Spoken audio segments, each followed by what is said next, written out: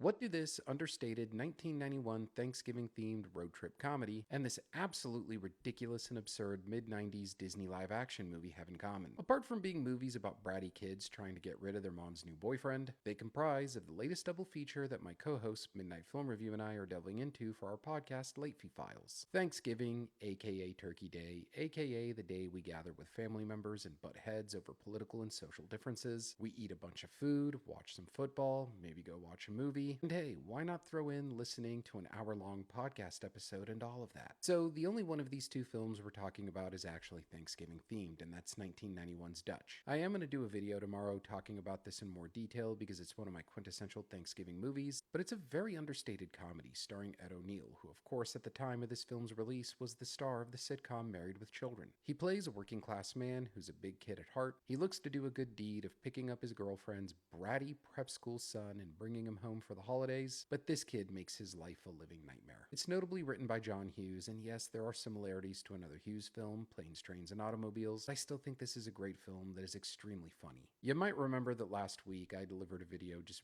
ranting on 1995's Man of the House, a film that was looking to cash in on the stardom of Chevy Chase, pairing him up with Jonathan Taylor Thomas, who of course at the time was one of the stars of Home Improvement.